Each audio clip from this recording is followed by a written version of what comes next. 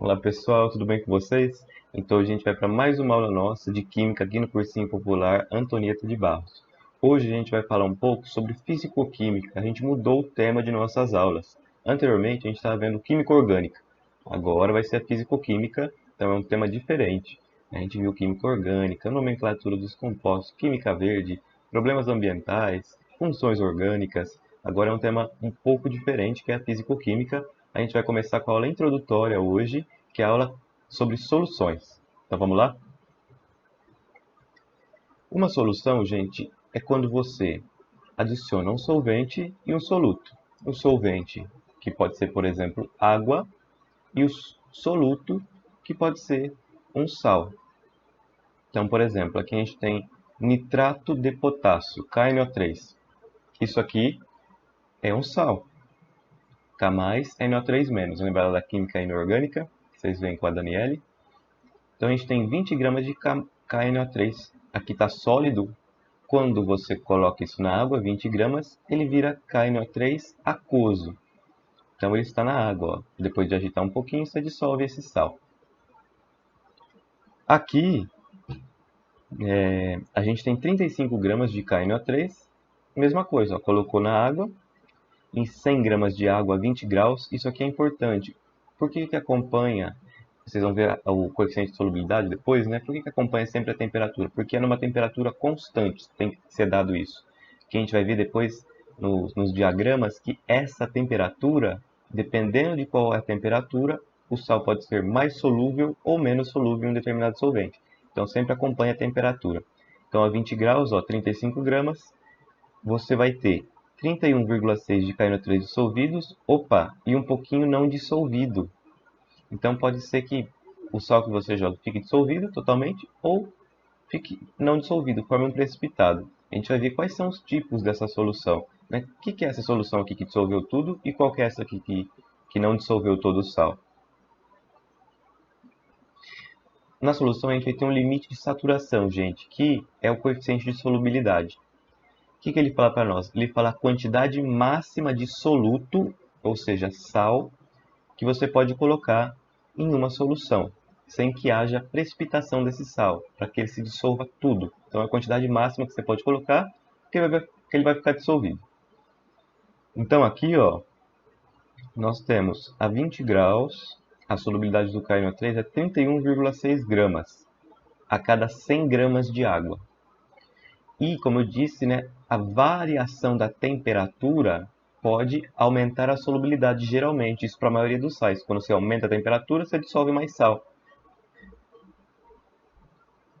E com isso, né, nós vamos ter várias classificações de solução, dependendo se solubiliza, se não solubiliza. Então nós temos a solução insaturada, a solução saturada e a solução supersaturada. A gente vai ver o que é cada uma. Então, o que é uma solução insaturada? Uma solução insaturada é quando a quantidade de soluto é menor que o coeficiente de solubilidade, ou seja, a quantidade de sal é menor que o coeficiente de solubilidade. A cabeça de vocês pode traduzir assim: soluto como sal, solvente como água. Dá para ficar uma coisa mais palpável assim. Então, aqui, por exemplo, a gente tem o KNO3 de novo. Olha o coeficiente de solubilidade dele: 31,6 gramas a cada 100 gramas de água a 20 graus.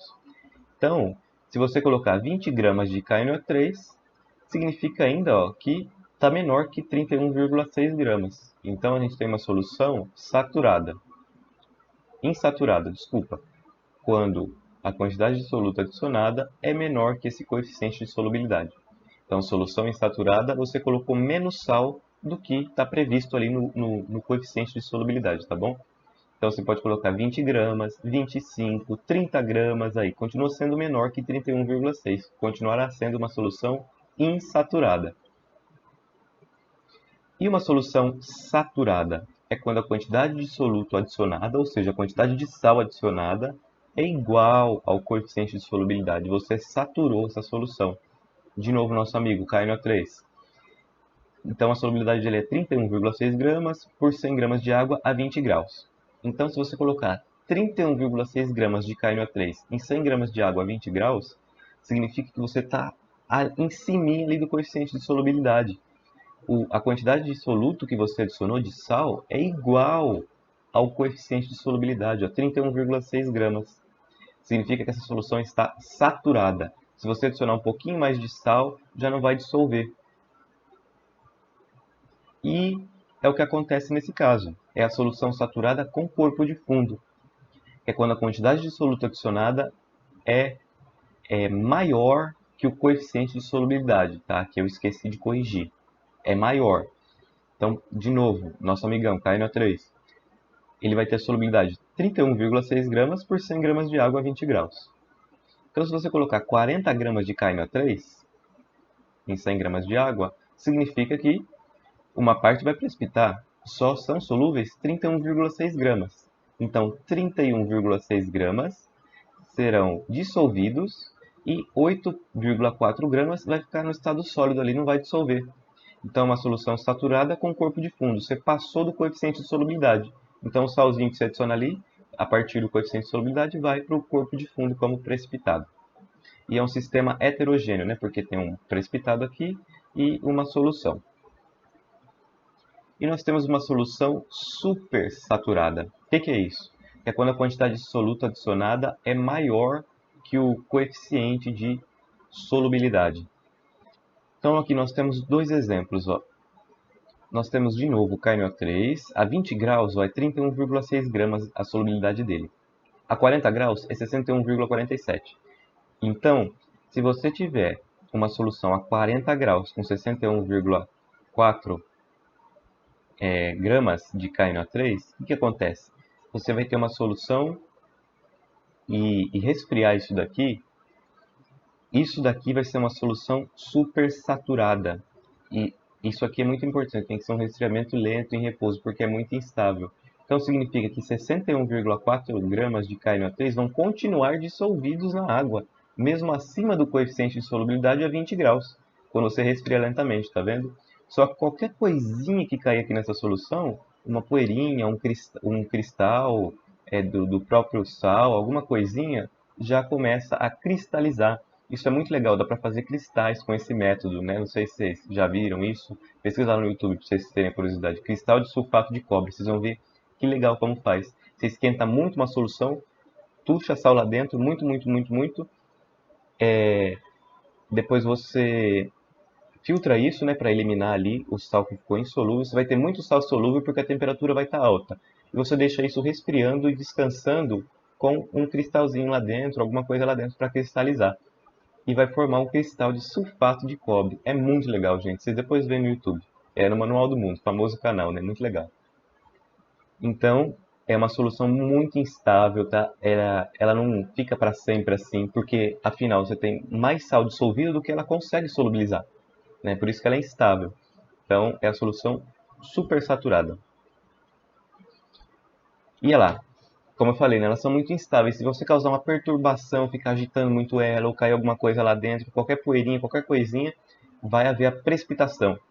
Então, ó, tem uma solução supersaturada, você coloca um germe de cristalização, que é o próprio cristal do sal, KNO3, por exemplo, um cristalzinho de KNO3, ou você agita muito isso, ou põe alguma outra coisa lá dentro, uma parte vai ficar dissolvida e a outra vai ficar sólida.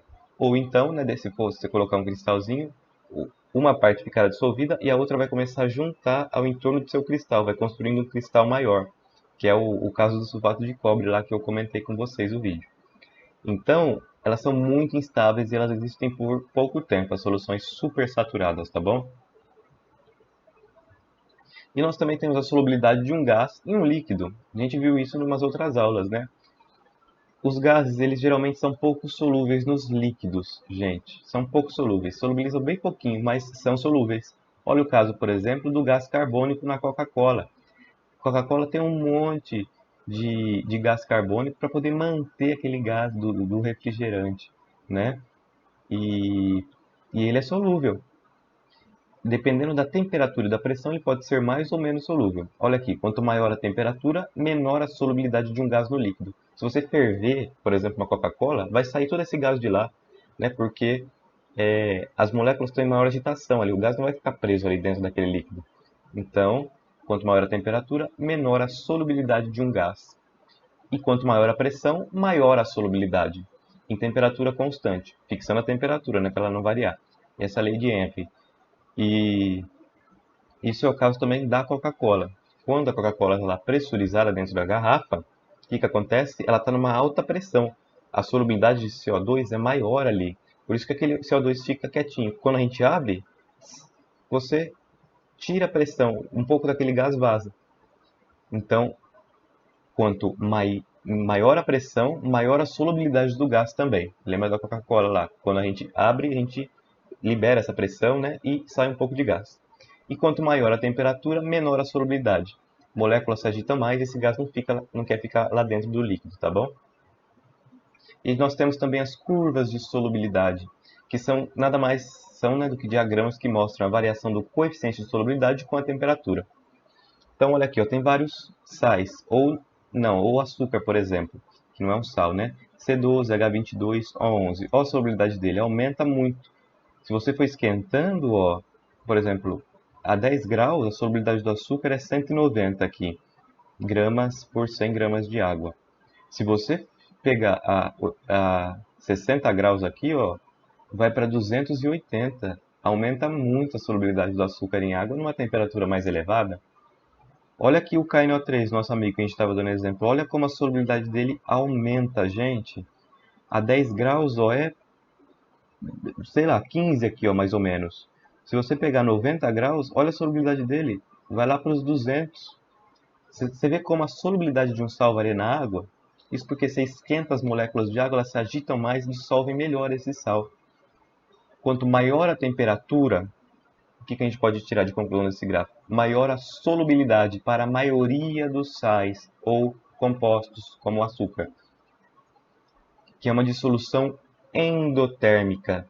A dissolução desse sal é endotérmica. O que isso significa? Para dissolver, ele vai roubar um pouquinho de calor ali do ambiente.